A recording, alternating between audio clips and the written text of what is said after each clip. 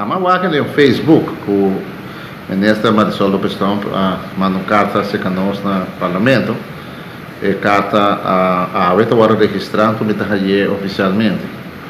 Pois a meta que da assombrar se, turrende a seguir reunião, o acordo tratado no parlamento, onde bom, dois parlamentares de por a decidir de pedir uma reunião pública.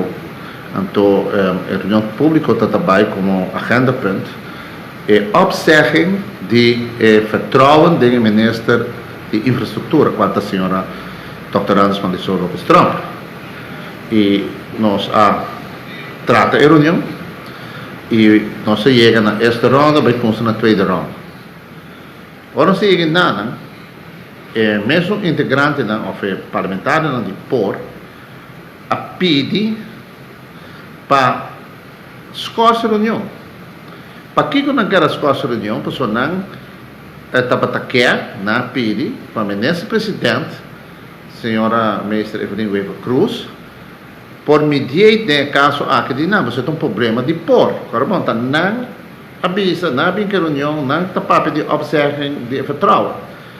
E como está não vem que reunião, então agora como qualidade de presidente de Estado, diz, ok, então uma puntra, senhora ministra Marisol Lopes Trump, obrigado.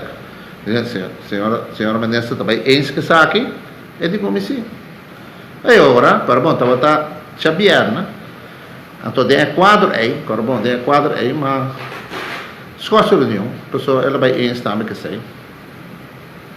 E eu quero que a minha sala de ponto de vista, que o assunto aqui me está arreglar mais ligeiro possível. Ou se não quer mediate, então não há espaço para ser. Pero não quero assombrar trobe hora que o ministro a dizer que vai rolando para amanhã. Então é hora já. Ela decidiu, ela vai. Mas quer que também queda para chegar o axita sala e problema aqui. Pero que ela vai